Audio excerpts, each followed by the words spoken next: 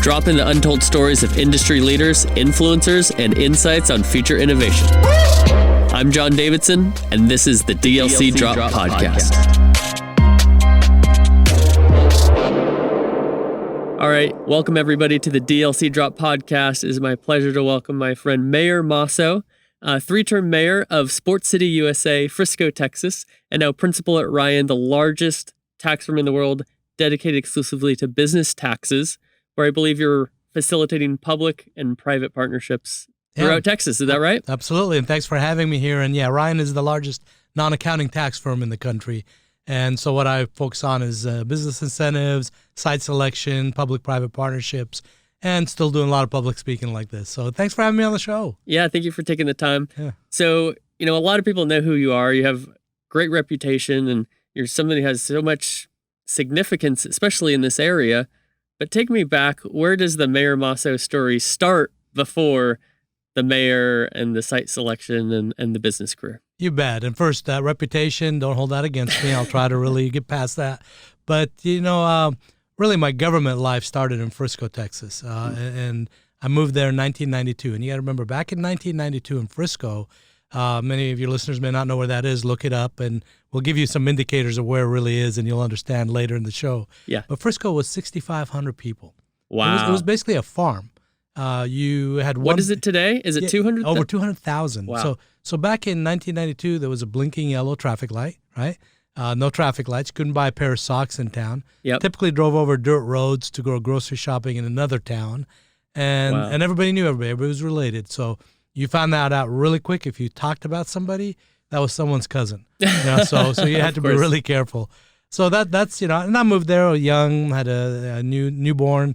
It was close to where I worked, and little did I know what's going to become out there. And you mentioned, how did I get started, right? Well, yeah. Building a new house, wanted a circular driveway. The HOA said, no, you can't have it. And I obviously didn't like that. And so I got on the board of the HOA, became the president, and got my circular driveway. So you could say I was an activist, right? But yeah. At that time, this was one of the bigger HOAs. There was only two in Frisco. Okay. And so you slowly got involved in the school district. They helped me. I had an old IT background, which means nothing today, right? From the 80s, CPM days and bulletin board systems. And so we helped the school district, which at the time had 3 schools, start thinking about what they're going to do in the technology world we're living in. How do they incorporate that into the curriculum? And from there, I started getting more and more involved, and the rest is history. Wow. So it sounds like you took action with the problem that you had, and then it sounds like you recognized opportunity. Did you just kind of feel your way through as opportunity arose and you saw where you could move forward? Yeah. I mean, I think fundamentally I just did things I enjoyed, and fundamentally I did things I knew. And so like helping with the school district, what we didn't know is the school district is the fast growing school district in the country. They had 3 schools, right? Wow. Yeah. Well, in the year 1996, they had 6 schools.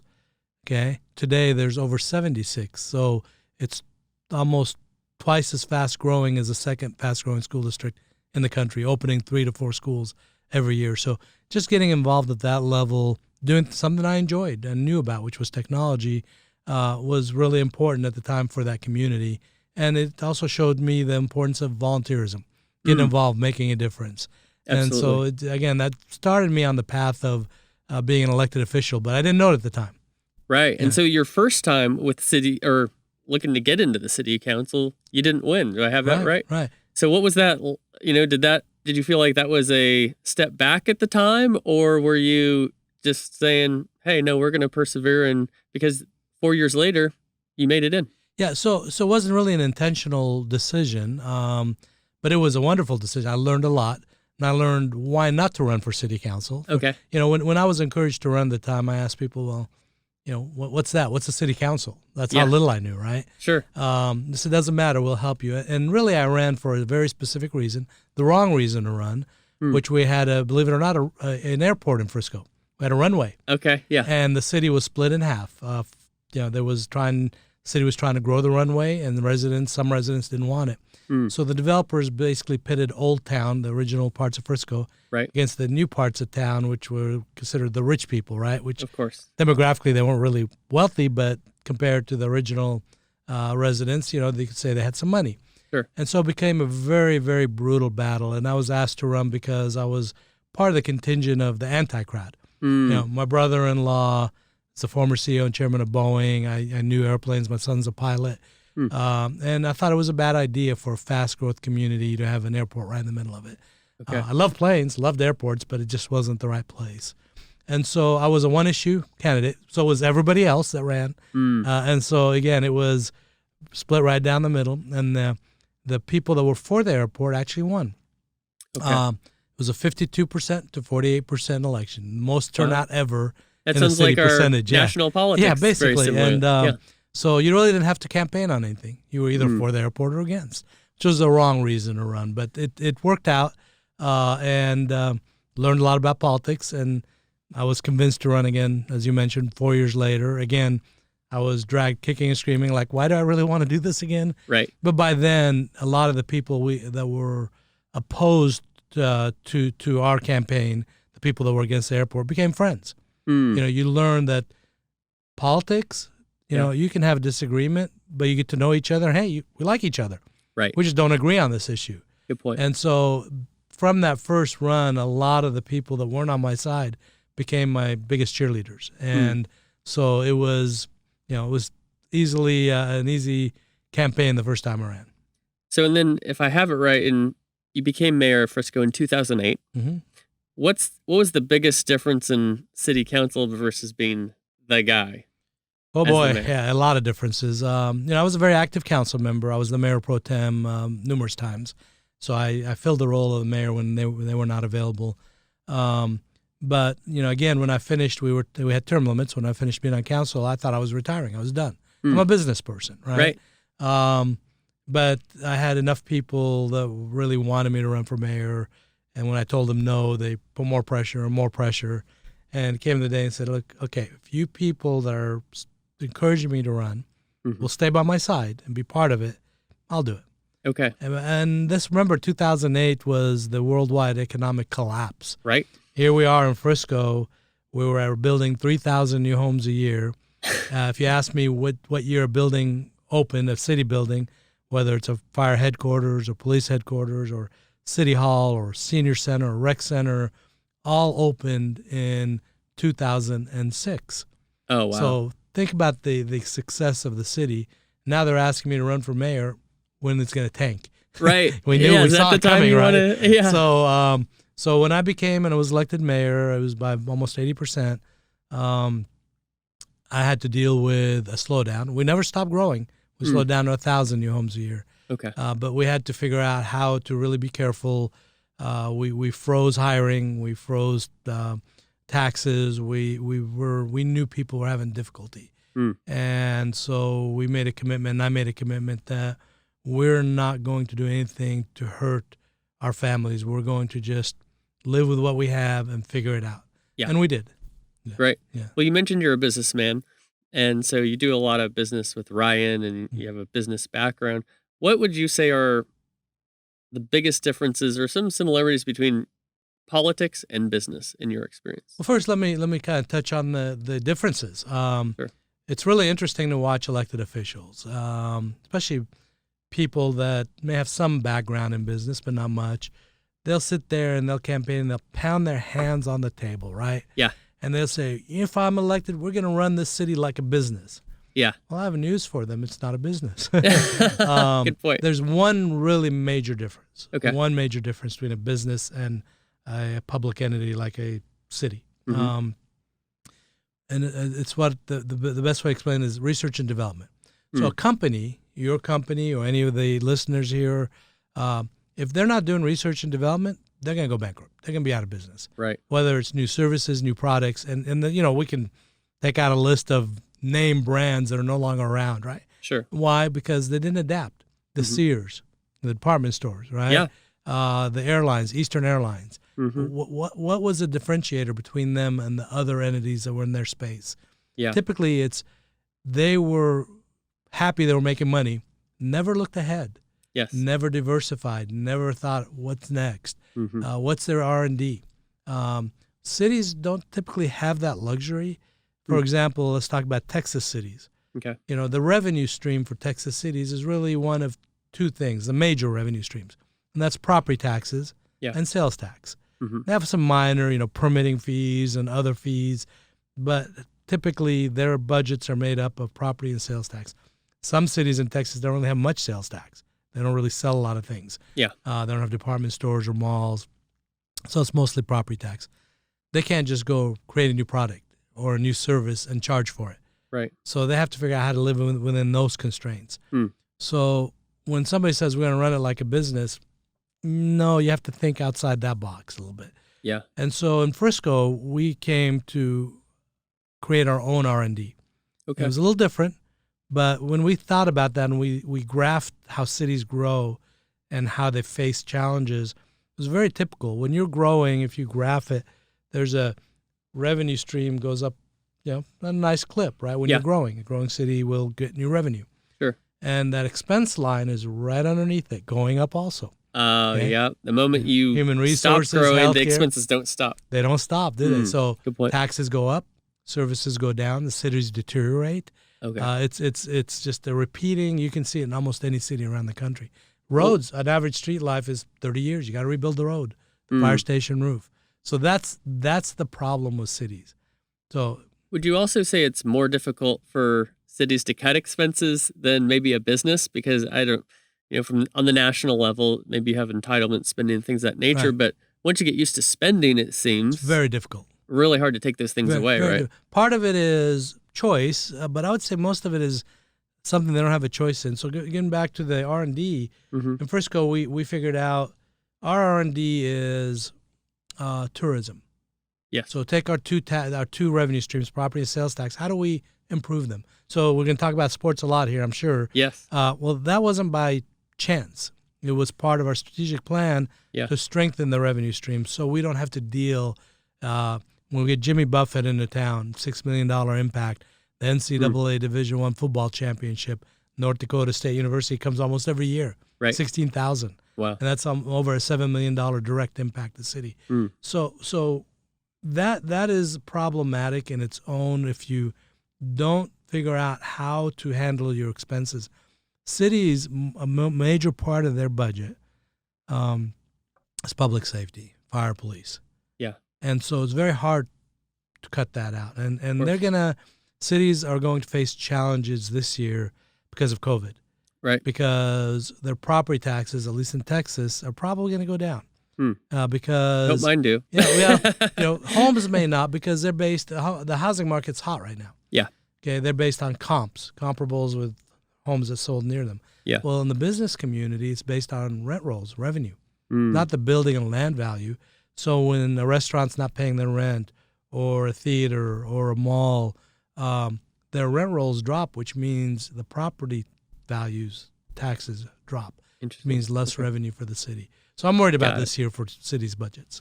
Yeah. Interesting. So one thing I'm interested too in is, and I'm starting to experience this a little bit, and I've seen you do it very well, is sitting on the other side of the table from what your experience has been. So at Frisco, we all know you did a fantastic job bringing in all of these, attracting these companies to come invest in Frisco, put your headquarters in Frisco. Now you're on the other side of the table at Ryan. Talk about how being on this side helps you to then go over to this side and educate brands on what they should be doing instead of pulling them in, recruiting them. Sure. So it's funny. And it's going to be a long-winded answer here, but first let me step back to Texas as an example, wherever the listeners are from. So in Texas, there's only two types of cities, home rule and general law. Okay. And general law means they're small, typically under 5,000, and they run under the general laws of the state of Texas. Home rule, when a city reaches 5,000, they can have an election and create their own rules. So it's really important to think and understand that. And it's very similar in some other states around the country. Each city operates differently. Yeah. The citizens create the charter, which creates their rules.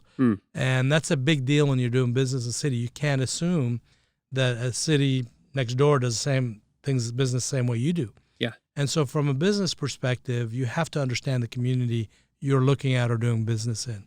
So what's really different is not much. I mean, The city managers used to get a little stressed out when I told them, I don't care how much this costs, right? Yeah, of they're course. responsible for the budget, right? That's not an important question to me. We spend $90 million to get the Dallas Cowboys into our city. What do I care that we spend $90 million? It's taxpayer dollars. And I'm saying that facetiously. So, I've got somebody's listening saying, well, that's the taxes spend. No, the real question is not how much something costs you. It's what's the return to your taxpayer? What's the benefit? Quality of life, education, low taxes. So, for example, Frisco has one of the lowest property taxes in North Texas. Meanwhile, the city owns every professional stadium. We have every professional team in the city. FC Dallas, the Hunts, and which they also own Kansas City Chiefs. Yep. You have the Dallas Stars corporate headquarters practice facility, Dallas Cowboys headquarters and practice facility. You have the Rough Riders, which are the Rangers AA affiliate. You also PGA have the as well. PGA's coming, which is going to be amazing. I started negotiating with them in February 2015. I was still mayor. Took several years to put that together. You have the Mavericks Development League, the G League, the Legends. And you have Complexity Gaming. Which Esports. I did the GameStop Performance Center deal with them. I love looking at that sign and saying, yes, we did it. Well, that's all part of the tourism, and it's also part of investing in your community.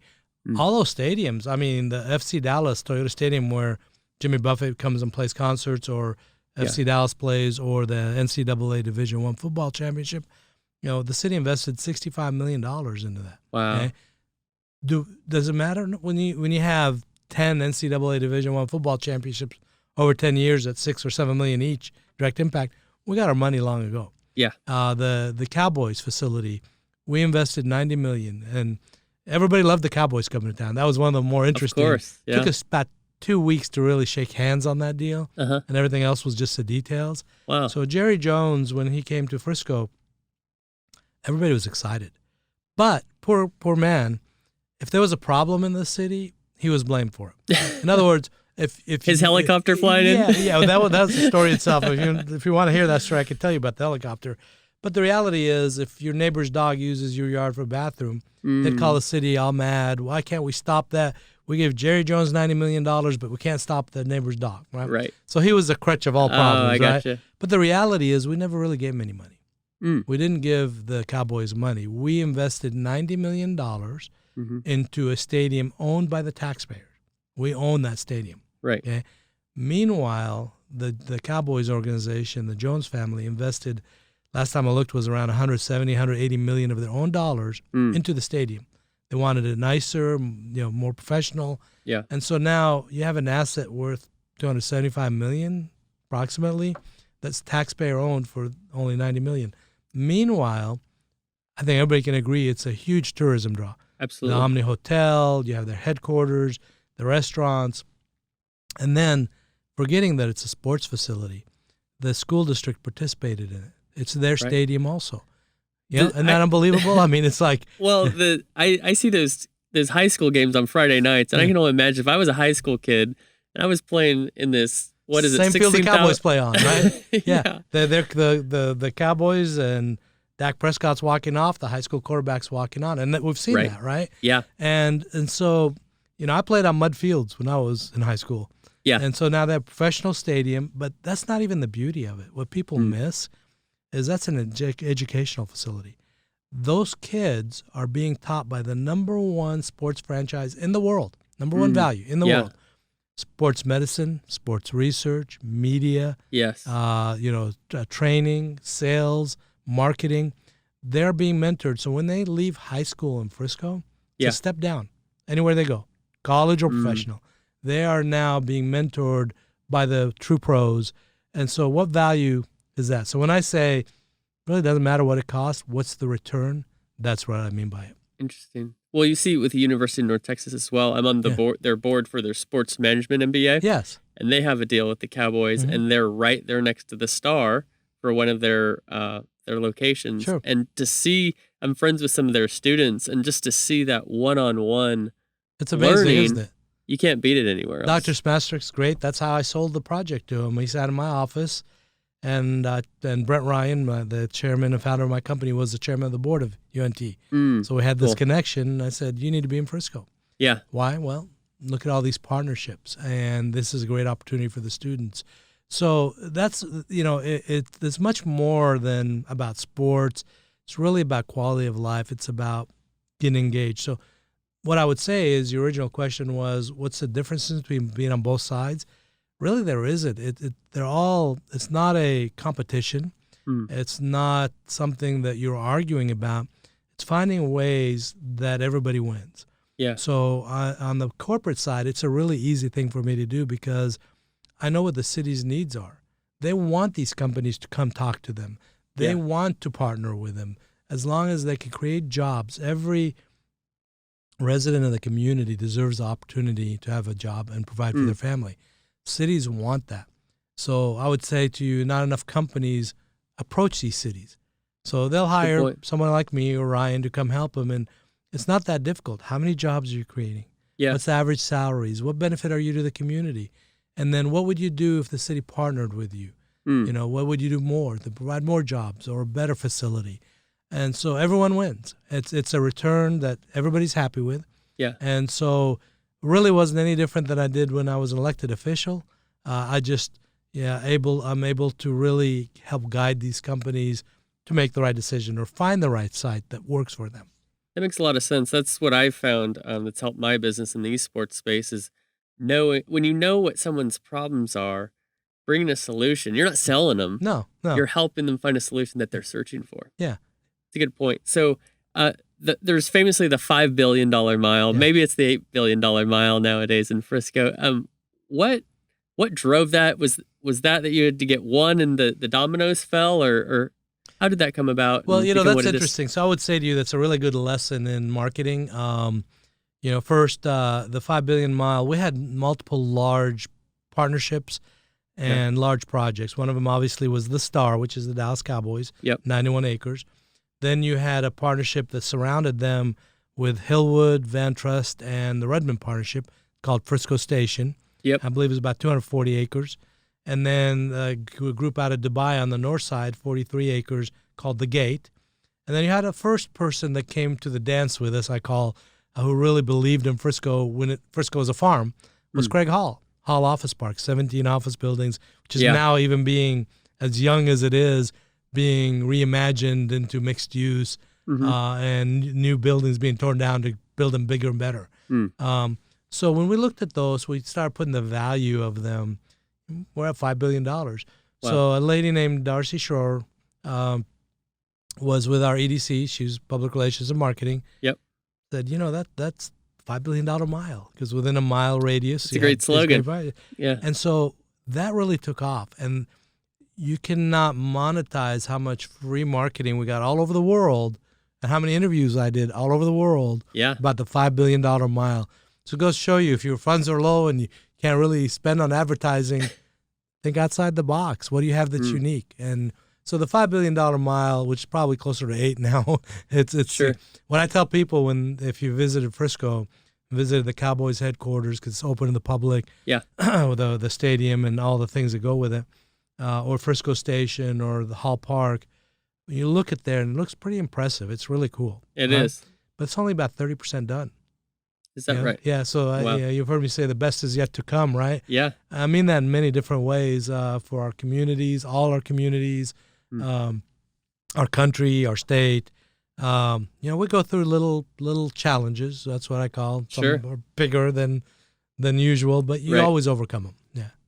So you've had a lot of experience in leadership, and a lot of people look up to you as a great leader. What are some keys to leadership as a servant leader that you found successful, or also found that have inspired you and others?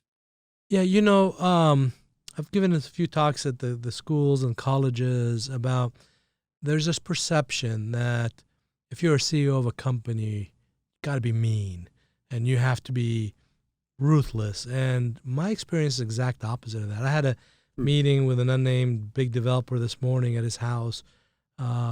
He has people helping there. He's a very wealthy, as you imagine, his own jet and helicopter. Yeah. And half the time we discussed how he wants to help the homeless people in Dallas. Wow. And how government's not cutting it. We got to come together as business people and figure it out. Yeah. So I was trying to explain to the high school and college kids that, being successful, the most successful people I know Mm-hmm. have a strong faith system, have a belief in the human condition. They really try to mentor people. They'll assign executives to nonprofits to help them. And so this perception of somebody that wants to become successful and become a CEO, sometimes they have it wrong. The CEO is very smart, very strategic, knows how to lead by example. Yeah. And it's not about being ruthless. It's people don't want to work for that person. We've all seen it. So in our world, there's two types of leaders, right? Yeah. We have the positional leader, and we have the servant leader. Yeah. The positional leader, I would put to you, a mayor could be a positional leader. Sure. You don't need to be anything special to get elected. You just have to be good at marketing. You market yourself, right? Right. So all of a sudden, you're the mayor of a city, and you have control of public safety. You have control of quality of life. What's your qualifications? You may not have them. And what kind of person are you? So that's a positional leader. You could be a great mayor. You could be a terrible mayor. Sure. Okay. And then there's a servant leader where they're a leader because others chose them. Others follow them because they choose to follow them. Yeah. They inspire, they mentor, they teach. And they have a bad employee. They don't always, yell and scream. They find a reason why they're not doing their job. Yeah. Maybe they're in the wrong role. And they find, so, a servant leader cares about the community, cares about their employees, and wants the company to be successful, which means the people in the company. And so it's very clear to me when I meet somebody, are they a positional leader or are they a servant leader? Right. I think we all can tell, right? I think so. Yeah. My first office job that encouraged me to pursue my education, get my marketing degree and everything, was Beers and Cutler in Washington, D.C. One of the top 50 best places to work in D.C. at the time. My office manager, Vanita McKnight, was my boss. And when you got called into her office, you were terrified, but you left inspired. Yeah. And so she would hold you accountable. And if you dropped the ball on something, she'd say, John or Mayor, what went wrong in this situation? You had to be honest with her. And there were a couple times I dropped the ball. Well, and you're scared, right? Well, what can we put into place so this doesn't happen again? Yeah. And she would work with you, develop a plan, and then you were excited because number one, you were set up for success, but you knew she had your back at the same time. Yeah. My wife told me a story once that stuck with me. I love it because it really explains it. It's a guy that was young, that was in charge of a big portfolio, made a mistake. It cost the company $2 million, right? Wow. And the next day, he had a meeting with the CEO, and he's thinking, I'm getting fired. I might as well start cleaning out my desk. And he walked in the CEO's office. She asked him to sit down. What's going on? How's your day? What projects we're working on? He looked at me and goes, aren't you going to fire me for what happened with a mistake and $2 million? He goes, are you kidding me? I just invested $2 million in you. Why would I fire you? It's strong point. So it's really, and that's the company I'm with, Ryan, Brent Ryan, the founder, has figured it out. Over 3,000 employees, still growing rapidly even during these difficult times. Last time I checked, it was like 93 or 97% of the Dow Jones Industrial are clients, the majority of the Fortune 500s. And he has figured out people. He's figured out, COVID-19 restrictions, people are not going to the office now, right? Right. Well, before COVID-19, we didn't have to go in the office. And he realized for efficient employees to have the best output, they have to take care of themselves first and take care of their families first. So if your son or daughter had a doctor appointment, go take him to the doctor. Yeah. They have a big play at school, go watch the play. Doesn't really matter. There's no 9 to 5. You do your work, deliver what you're supposed to deliver. Yeah. It can be on a Sunday, it can be on a Saturday. Take care of yourself, take care of your family, be healthy. That's always been the approach, and that's why Ryan has some of the best people in the industry. Yeah. 52 practice areas, the largest property tax in the country and in Texas. They have figured out that everything they do is about partnership. they've found a way in almost every instance to bypass the consulting fees or the upfront fees. They partner with these companies, and if they find them savings, they figure it out, then they share in it. So they become like a department. And I love that model because that's how I grew up in political office. Yeah. It's a public-private partnership. It's a true partnership. Everyone wins. You're not arguing. You're all on the same page, and you bring the best in the business to help. And so even the big players, some of the biggest Fortune 500s, and I've relocated one of them, the site selection project, they depend on Ryan to make sure the T's are crossed and the I's are dotted. Yeah. So they're very good at what they do, and I love that model. It's working out great. Well, it sounds like a really a people-first approach. Absolutely. And I preach this all the time with the esports audience because young people, especially gamers, they demand more from brands that are sponsoring their activities. Yeah. It has to be about the community, not about the brand. Well, I think that's true across maybe all industries and all facets of life. When you explain what Ryan is doing here, if you're taking care of people, not only are they happy there, you're going to keep them longer, but also for recruiting, you're going to get the best people. Absolutely. And you need, arguably, you need good people who you can trust if you're going to let them kind of do their own schedule. Right. But if you let them do that, then you're going to be able to attract the best people who are going to also return the favor and drive ROI and get things done for you when you give them that flexibility. Absolutely. I mean, just think about yourself. It's never about the money. It's about, are you happy doing your job? Do you feel like you're growing? Yeah. One of the things that was really interesting, one of the first people at the city that came to me saying, look, we got a better job. We're going to move to this other city. Yeah. And I said, well, congratulations. We're so excited for you. And they looked at me and I said, man, it's great. And they asked me, like, why are you so happy that I'm leaving? Yeah. Well, I'm not happy that you're leaving. I love the work you did. Yeah. But it shows that you've grown. You've become better because being part of our organization. And our goal is for you to grow and get better. We hope you grow here, but if there's not a role here, we don't want you to be stuck here. Go keep growing. Yeah. Lifelong education, improving your situation. We are excited. It means we were successful. It means we helped make you a better person, and that makes our day, right? And so not many companies approach it like that, which is interesting. They get mad, It's like, sure. You allowed this situation to happen where this person has become valuable, and now they need to go on to the next thing. That's a success story. Yeah, and you talk about, word of mouth is probably one of the most effective forms of, anybody's opinion. Marketing, business, referrals. If you're supporting an employee like that, you're enabling them to go off. Maybe you lose that employee, but what are they going to talk about when they talk about their old company? Yeah, exactly. You might bring in 5, 10 other great people, or you're going to just at least build a great reputation about your company. Yeah, and you're improving people. You want people to think outside the box. You don't want them to be between these two lines. Again, back to Ryan, the company. They're almost like an entrepreneur spirit. You're allowed to critically think and figure out better ways to do things. In fact, that's expected. Yeah. How do we do this better? How do we improve? And how do we improve the employee's life? That's a question that's asked, whether it's through health and wellness or, quality of life or education. I'll use, again, back to Frisco as an example. This was a farm. Yeah. Okay. This was a farm. Today, it's the most advanced city in the I'd say in the country. Wow. You can drive a new Audi on the main road, which is called Preston Road, the main highway, through the town. Your dash will tell you what speed to do to hit every green light.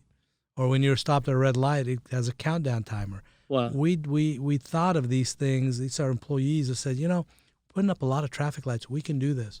Let's look at roundabouts. Or, we partner with the Hillwood folks. The first eVTOL in the world is going to be tested in Frisco. Electrical vertical takeoff and landing vehicle. It was a partnership that's going to go from the Hillwood property, which is Frisco Station. Wow. That's what partnerships create. Everybody's creative. Everybody comes with new ways to improve the lifestyles and the situation. So I can't tell you how many good ideas have come from our staff, from our residents, new ways to do things. Our partners, whether it's the Hunts at FC Dallas or the Jones family at the Cowboys, we're always, sharing ideas of better ways to do things. And Craig Hall has been amazing to work with. It's been a really good project.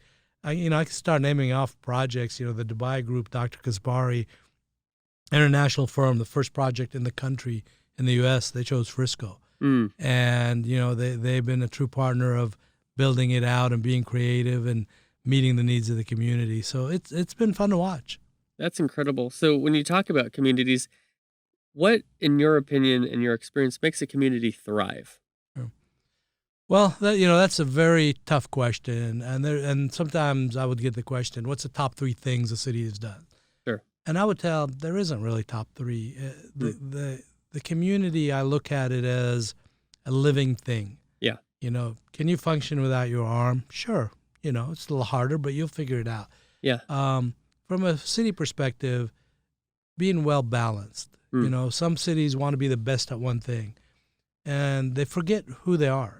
It's public health, safety, and welfare. You're not there to just be there. Oh, interesting. Public safety for your families, number one. So many of the things that are really important in the community, education. You'll notice in Frisco, they're partnered with us on everything. They're independent, but instead of building a $60 and $70 million football stadium, they partnered with us on Toyota Stadium, which is the soccer stadium, and the Ford Center, which is the Cowboy Stadium. Right. So you have high schools that are now using 2 professional stadiums as their home stadiums. Incredible. And they think, well, that costs a lot. No, as we discussed earlier, not only did it not cost a lot, it costs less than a regular football stadium to them, but they don't really pay maintenance and operation, which is forever. To operate a high school football stadium can be $300,000 a year. Wow. Our school system really doesn't do that. So there's ways that the taxpayers give value. So what's really important to a community is balance. Some people want a strong library system and hike and bike trails, or those are things that wants. And then the needs are critical: public safety, education, infrastructure. You call the fire truck. You want the fire truck to come. We're not like the federal government. We have to balance our budget, and we actually have to send the fire truck when you call. Right. Local government is the closest to the people. Yeah. The taxes they pay to the local government stay in their community. When I pay taxes to the county or the state or the federal government, I have no idea where the money's going. You see bits and pieces of it, right? But they're investing, and they're meeting the council members and mayor at the grocery store, and they see them in the community. And the mayor and council drive over the same roads. Their kids go to the same schools. When they have an emergency, they call the same fire and police department. Yeah. And so that's the best government. But some people they forget that. Everybody gets carried away with state elections and federal elections, and they're important. Of course, yeah. But you better pay attention who you're electing to city council. They're setting your tax rate. Right. They're setting how good is that fire department, how good is that police department, how do we serve the residents. Do you have ball fields for your kids to enjoy, or music programs and the arts? So, to me, a city that succeeds, and I think Frisco succeeds, I think so. well balanced. Yeah. They really excel at the things they do. A point you made there about how the local government is the closest to your life, your experience.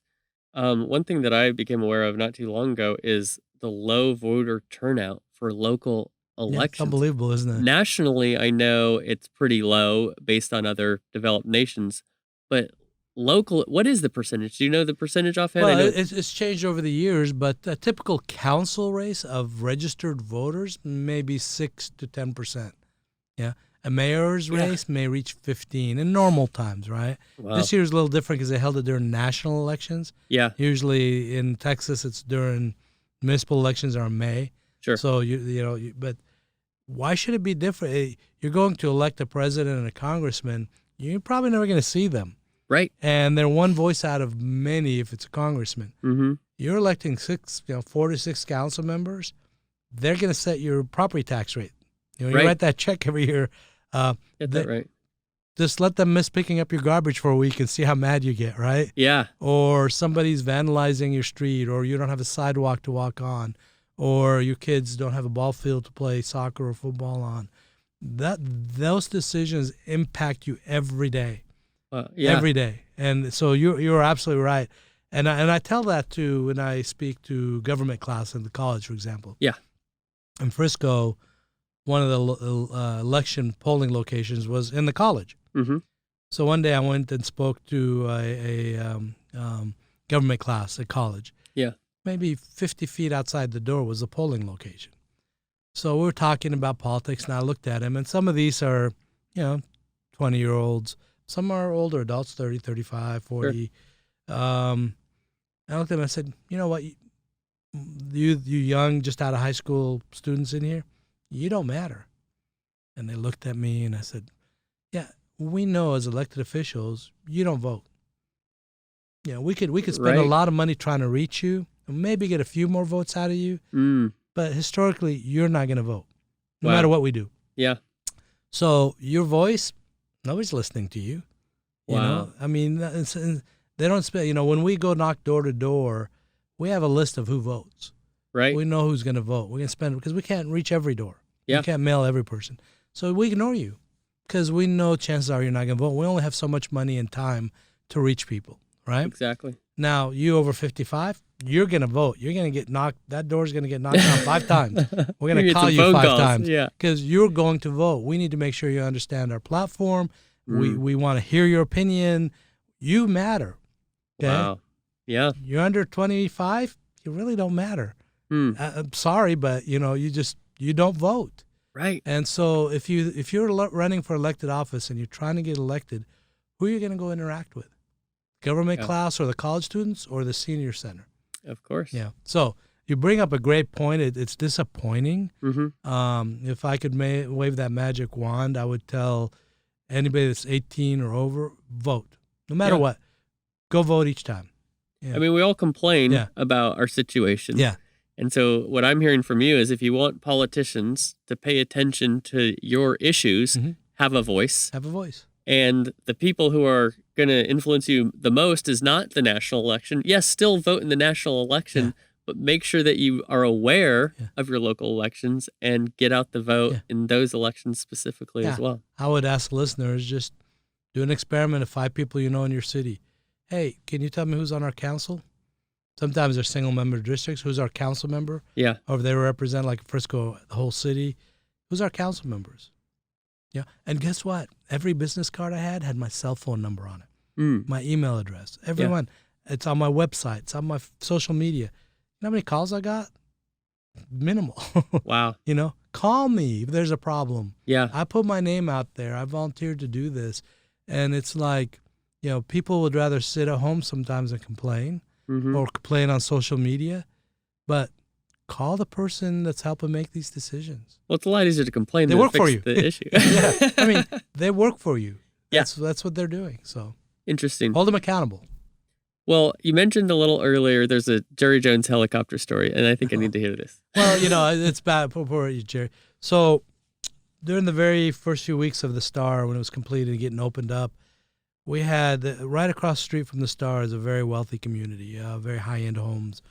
And this man, I get an email, probably 3 pages long.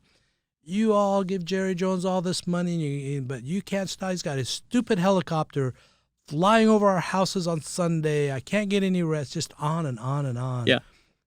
And it was really interesting. And Jerry Jones that week, they're masters of marketing. Of course. And sponsorship. So Airbus, they made a big deal out of his helicopter. It was in the news. Yeah. He'd landed. He was making production out of it. So, when anybody's upset, you don't jump to conclusions. So I emailed him back, says, hey, let me take a look into this and let me see what's going on. Sure. I think I have a good idea what's going on, but let me at least look into it just to confirm. And then what I had known already is we were putting HVAC equipment on top of the building. And we needed to close some streets around there for safety. Right. So Sunday was the least amount of traffic. So it was a lift helicopter during the day putting units up there. Oh. It wasn't Jerry Jones' It wasn't him. It was just a helicopter. No rotor. It's one of those turbines. You can't hear the thing. Right. It's a quiet helicopter, right? Yeah. So I emailed him back, says, I checked into it, sir, just for your FYI. It was a lift helicopter that's putting HVAC equipment. It's temporary, one-time thing. So I'm sorry that you're getting bothered, but thanks for letting us know. And he writes back, says, "Oh, I'm so sorry. I just assumed it was Jerry Jones' helicopter because of the articles." And so, poor guy, like I said, Jerry Jones, he's blamed for everything. Now, you can blame him for a bad record this year. Okay, I think he'll accept that. But he's not the fault of everything, right? Right. Yeah. No, that's too funny. Yeah. Well, I've heard you use this quote a few times. The best is yet to come, and you've probably got a peek behind the curtain of a number of things that not everybody does. And boy, last year's been tough. Yeah. This year started a little bit rocky. There wasn't a magic. Well, you know.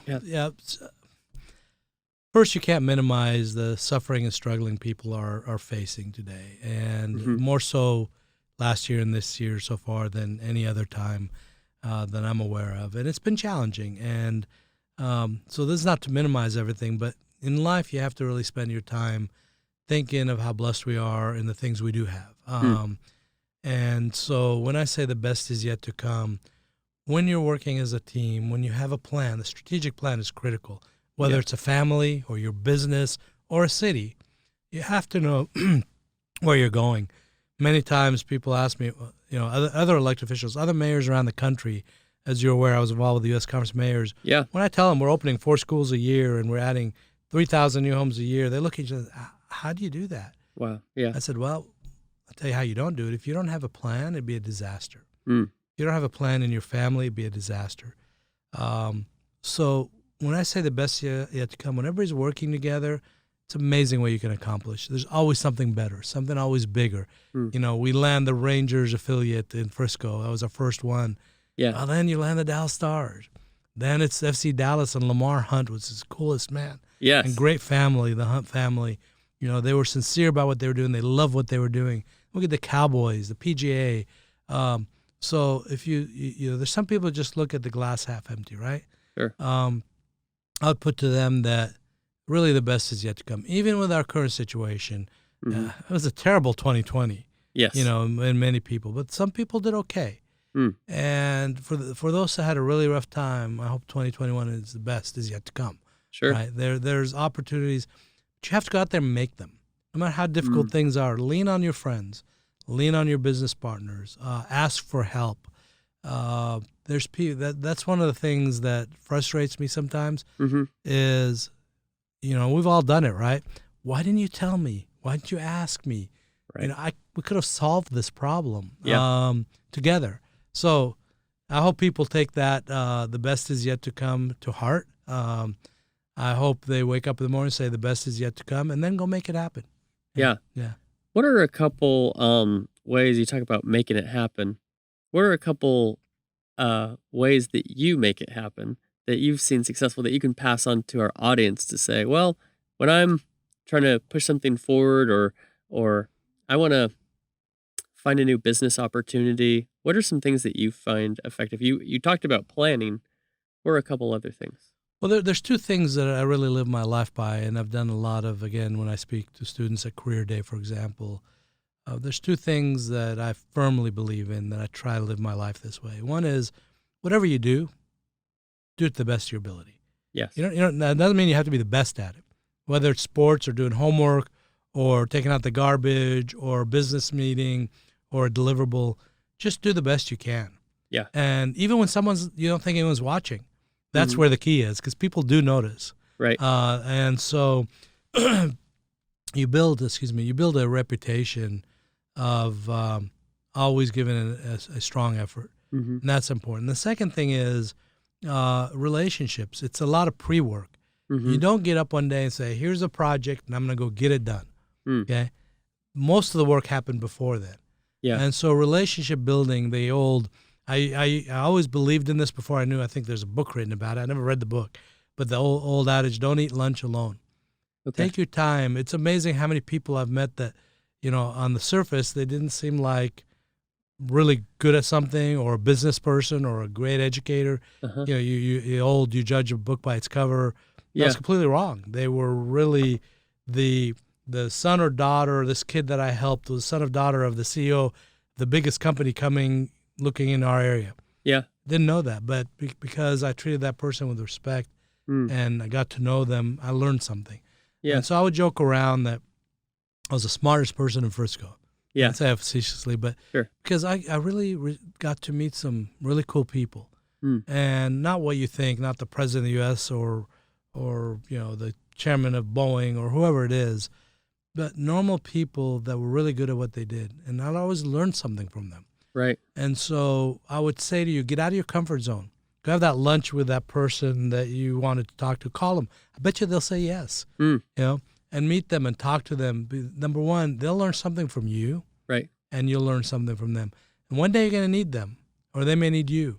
Yeah. And that to me has been, 90% of what I perceive as my success is I can call the right person. Yeah. And I built the relationship without asking for anything. I think that's really big. Yeah. I didn't call because people get tired of that. This person's always calling me because they want something for free, or they want sell something. Or whatever. I care. And I provide them things. Oh, did you ever think about that? Hey, maybe I can help you with this. You have to be sincere about it. Right. But build these relationships of mutual respect, of added value to each other. And these are CEOs. Some of the CEOs are the loneliest people I've ever met. Yeah. Because no one approaches them. They think they're on a pedestal. They don't want to be on a pedestal. They want to talk to you. Right. They want to interact with you. And you have value to them. So by doing that, when the time comes one day you need a specific piece of information or a little bit of help with something, and oh yeah, I know he did this once. I remember that. Let me call him. Well, you already have a relationship with him. Right. And they're going to help you. Yeah. So that's probably been the most valuable thing to me in my ventures. That's really inspiring and confirming to hear you say that. I've heard a number of leaders talk a lot about making these connections without asking for anything back. Yeah. Just reaching out and being a resource for people, being there for people. And, it comes back tenfold. Tenfold, yeah. And you're being sincere. Look how we met, right? Right. Socially. Yeah. And say, hey, can we grab lunch? Sure, let's go have lunch. Let's talk. I learned some things from you, and then hopefully you learned a couple of things from me. And absolutely. And then you had some projects you worked on that you learned during our lunch that, hey, I did probably surprise you that this old mayor thing knew about esports, right? Yeah. And so we had information to share that benefited both of us. Right. But it wasn't the intent of our getting together, right? Correct. So that's what I mean by that is you don't know what you don't know. Mm-hmm. So that's great. Well, I really appreciate you joining us. Is there anything that you want to plug or share before we end this with our audience today? Again, if you're listening to this, I'm happy to provide information. I think you probably could provide my contact information. Absolutely. And, I enjoy what I'm doing at Ryan. I would just plug that, I guess, is that I love public-private partnerships. If there's a company that wants to grow or relocate, that's what I enjoy doing anywhere in the country. Love the international aspect. I know it's kind of calmed down now, but I've been Japan, China, Dubai, a lot of international business stuff. So happy to help anybody that needs the help. Well, that's very gracious of you, and I really appreciate you taking the time to join me as well today here on the DLC Drop podcast. Thank you again for joining us. Well, thanks for having me. I really enjoyed it. Thank you for listening to the DLC Drop podcast. This podcast is part of the Esports Future podcast network and produced by Innovation Media Enterprises. Make sure you subscribe on your favorite podcast channel and leave us a review.